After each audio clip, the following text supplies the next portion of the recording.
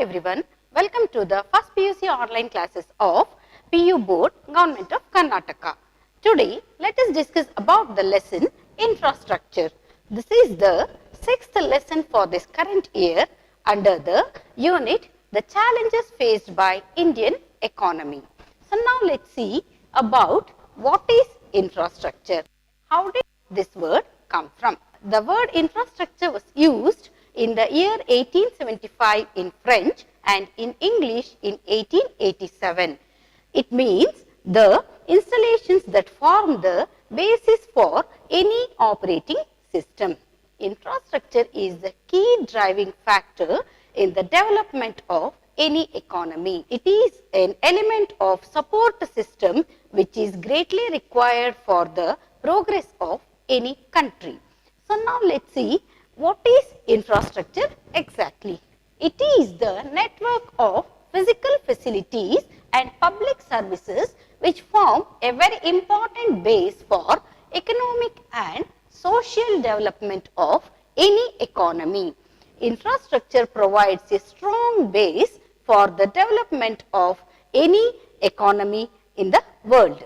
India could not develop a strong base during the colonial period, and after independence, India started planning to improve its infrastructure in a gigantic way. So, India today is emerging as the third largest economy of the world with great projects in its hand and doing well with the projects.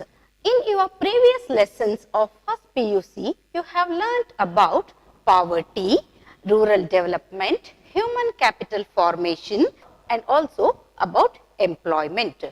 In all these lessons, you found a need to develop the infrastructure so that we can have more employment opportunities, and India, being an agrarian country, can improve agriculturally in prosperous way. So now let's see about the examples for infrastructure. It is categorized under different sectors. First, the transportation sector. The transportation sector includes roadways, railways, airways and waterways. These days, metro rail services are also of greater contribution to the promotion of economy in India. The next one is monetary sector, that is banking and financial institutions and insurance sector. The third one is health facilities. Again, this is a very important infrastructure required for the sustainable development of our country. So, proper health and sanitation facilities reduces the morbidity. And then power sector, here we need to have power grids, power stations and consistent electricity supply for the industrial sector. Then let's move towards the communication sector. Here we have the broadband facilities and Wi-Fi facilities. The next one is housing. Here the housing sector includes construction of modern townships and rural and urban housing.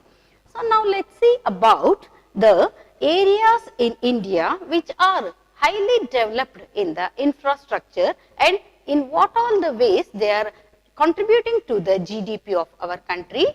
Punjab, Haryana and Himachal Pradesh, all these states are contributing maximum to the GDP through their agricultural and horticultural products.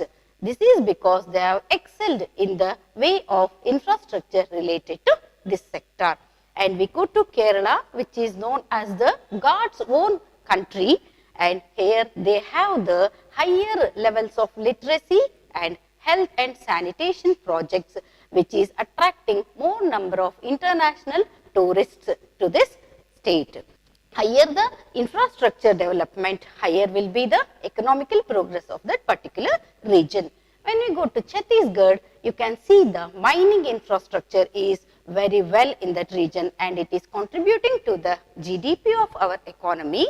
In Karnataka, some of the areas are having world-class communication facilities and IT sector infrastructure is at its boom in Karnataka. So now let's see about the need and purpose for infrastructure. What is the the need for infrastructure. You all know that infrastructure is growing with time. Infrastructure, whatever we had in some 30 years ago, is absent today because of the modification and technological progress. So, infrastructure is today having a lots of scope and it is gaining lots of importance in the modern economy. Infrastructure facilities required to infrastructure facilities are required to provide lots of different types of services so that it can boost the economy of any country. The key factor that is highly responsible for the propelling of India's overall development is again infrastructure. The purpose of infrastructure. It is not meant to produce any goods directly. Infrastructure will not produce any goods directly, but it supports and it promotes the production sector and it helps in all the ways to the production of goods and services of any country. It helps the quality living of the people and it enhances the standard of the living of the people. It also contributes to the national income of the country. Infrastructure provides lots of employment opportunities also and it creates more employment opportunities through its various support systems.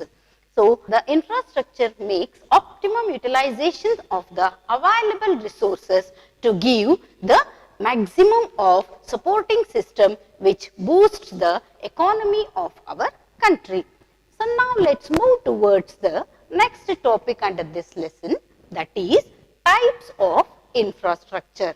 The infrastructure types are categorized in a broad way, but now let us learn from the point of view of this chapter only two types. They are economic infrastructure and social infrastructure. Economic infrastructure is an element of support system which drives the force of economic progress through production sector. It accelerates the economic growth. It accelerates the process of economic growth, wherein social infrastructure is one which concentrates on the social welfare of the society by providing clean education facilities and infrastructural facilities with hygienic, health and sanitational facilities. It is concerned with the process of human resource development. So, these two, economic infrastructure and social infrastructure, both are very important for the development of an economy, as these two accelerate the process of development. So, now let us see about the importance of infrastructure. What are the contributions made by infrastructure in the country? It promotes and contributes to the GDP of any country. The goods and services produced with the help of good and better infrastructure is going to contribute to the country's economy and will lead to the progress of that country. And it attracts investment. Many foreign investors and the NRI people are interested in investing on Indian infrastructural projects so that India can boost its economy rapidly.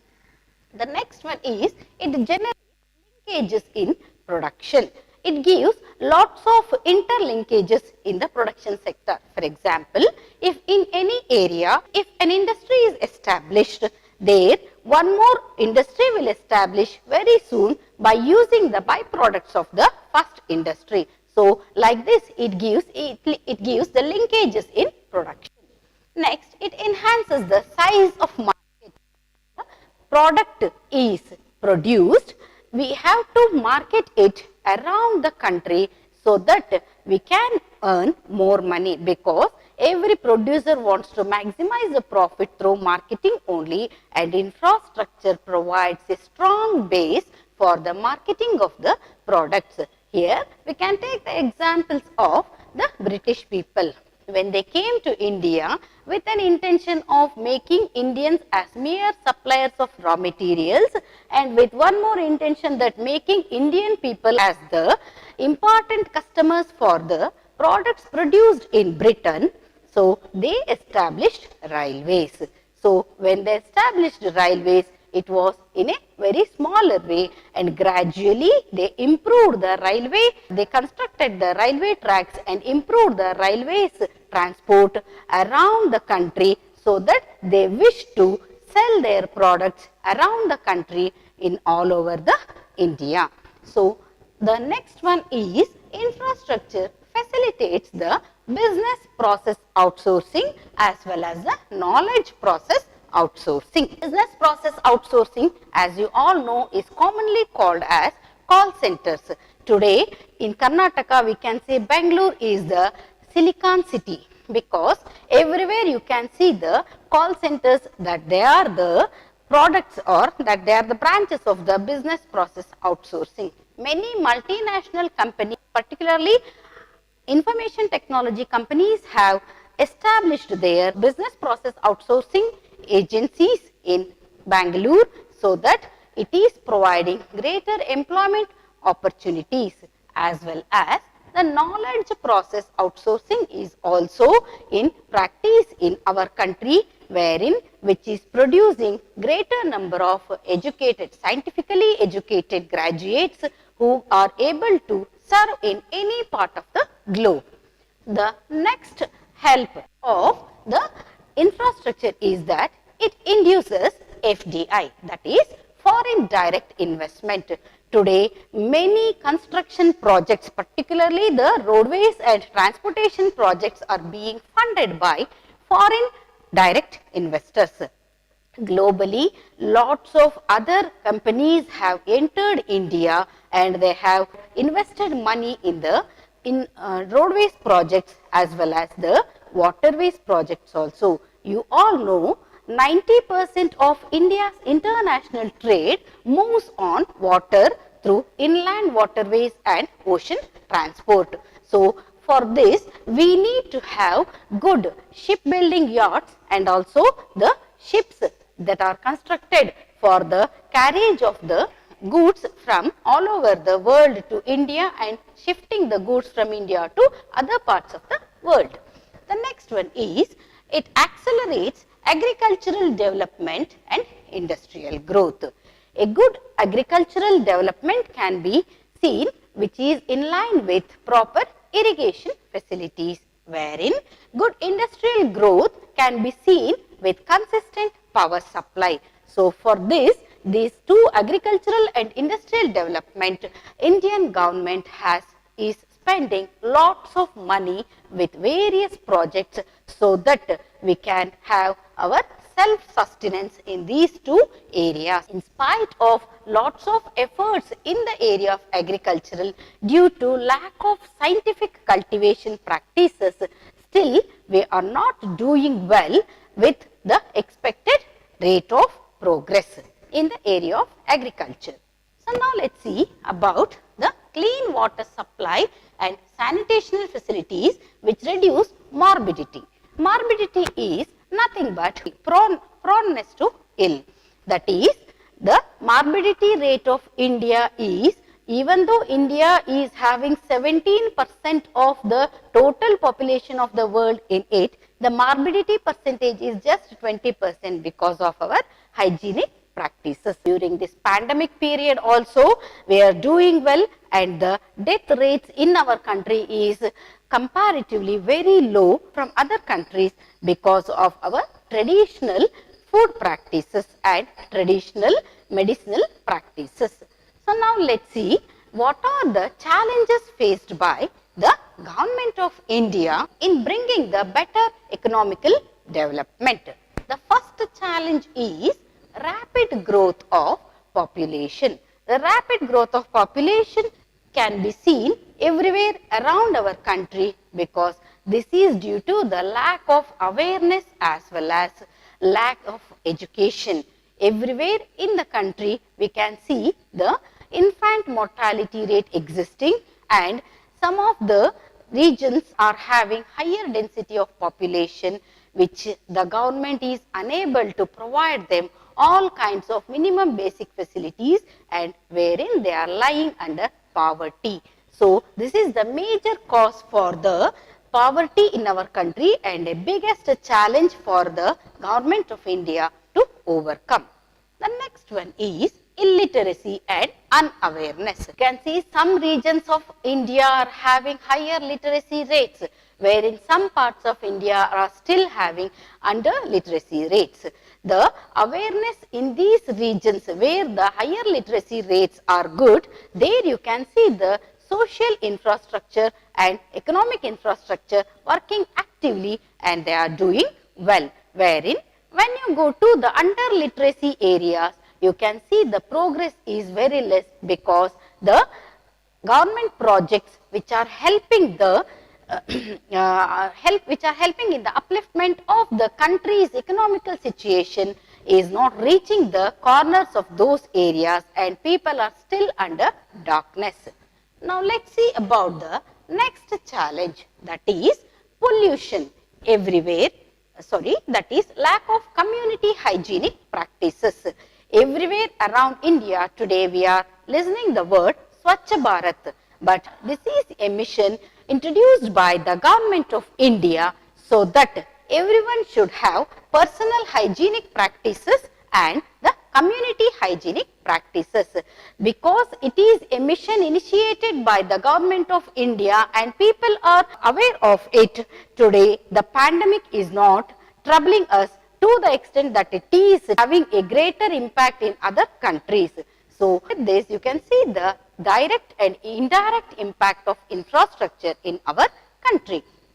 So, the next one is pollution.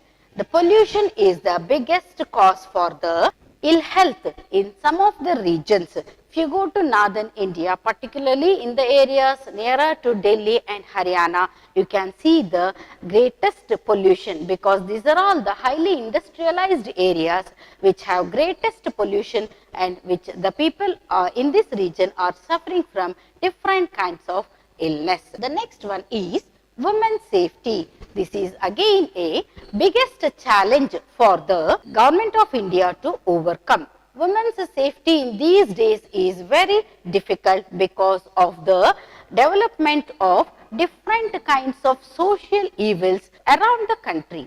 So, overcoming these challenges is the biggest problem to the country, and in spite of all these challenges, the government of India is doing well and it is creating a kind of awareness among the citizens of India, and with different types of social awareness schemes and projects, government is ensuring the women's safety through toll-free numbers, providing the highway traffic police available on all the 24 hours to safeguard the interests of the women, and all these are happening because the government of India is having lots of interest in the economical progress through its infrastructure. Let me give you one simple example for the initiatives that Indian government has taken in the area of infrastructure. On the 3rd of September 2014, a miraculous event took place between Bengaluru and Chennai, wherein the 350 kilometers distance was covered within 2 hours and 7 minutes, which carried a live heart to the hospital at Chennai from Bengaluru with the good infrastructural facilities to help the needy patient.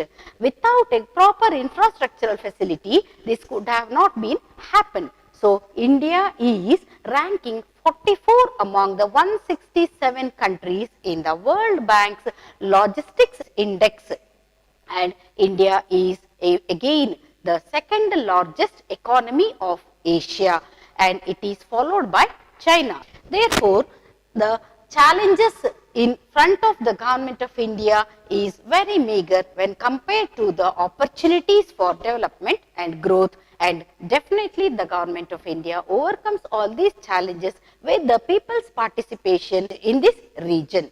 So, now let us see about the state of infrastructure in our country, the state of infrastructure in overall India as well as the state of infrastructure in the rural area. Since independence, the government of India is solely responsible by traditionally that it should only take care of the infrastructural activities.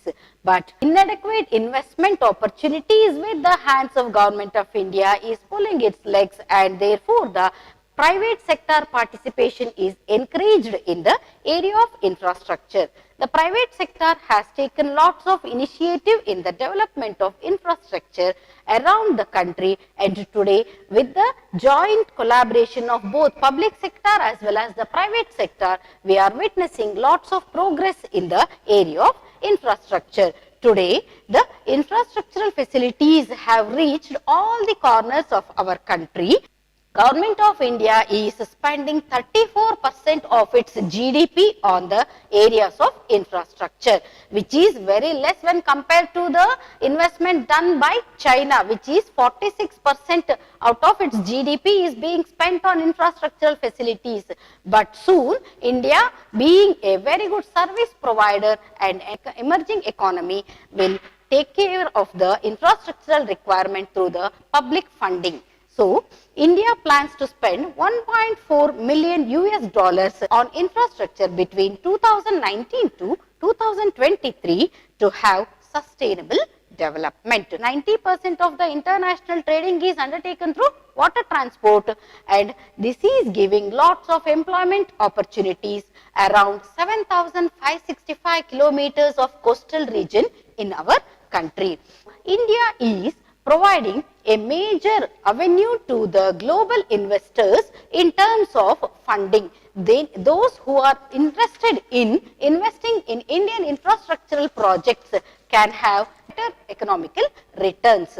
If we compare India with other countries on various parameters, India is still lagging behind, and it needs to improve on certain parameters so that it can have definite growth and promising economical development in the near future. India will become the third largest economy, and it is already in that way, so that it is doing well. Now let's see about the state of rural infrastructure in India.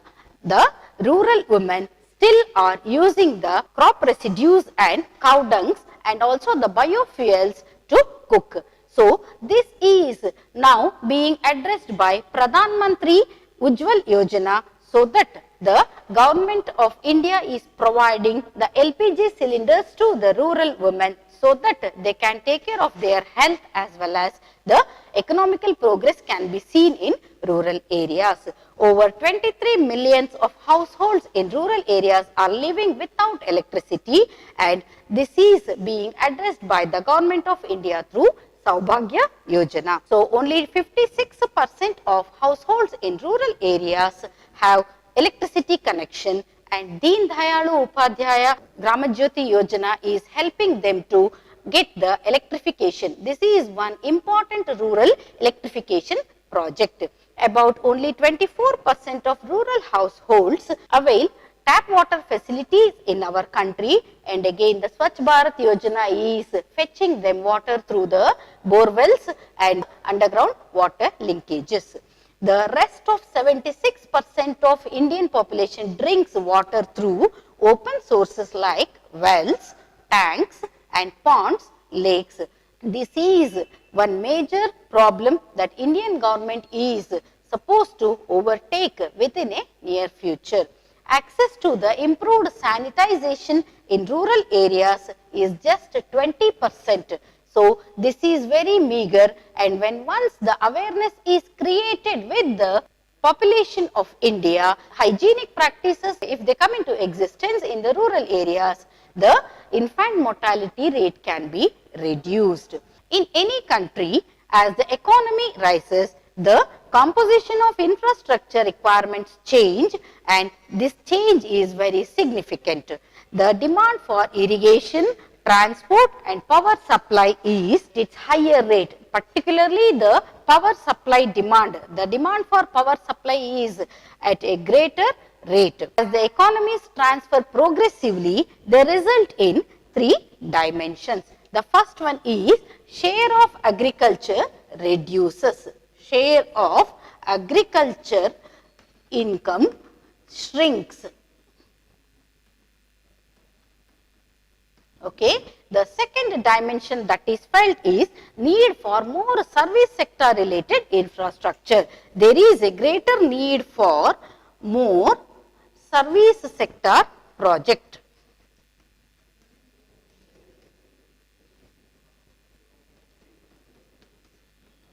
And then the third one is most of the basic consumption demands are met with.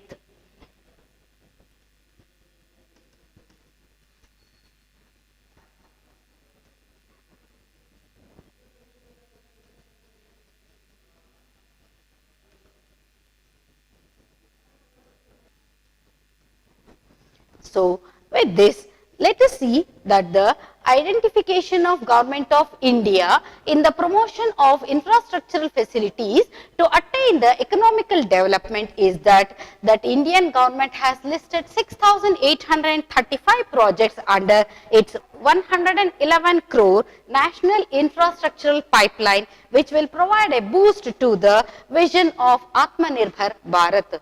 I conclude this session by saying that all the infrastructural development and progress is attributed to the performance of the late Prime Minister Shri P.V. Narasimha Rao. It is because of his visionary projects today we are finding lots of infrastructural facilities. Therefore, at the time of P.V. Narasimha Rao's government, he was popularly known as partner in vigorous national reconstruction because of his visionary actions. Today, India is developing and it is going to become the third largest economy of the world. Thank you.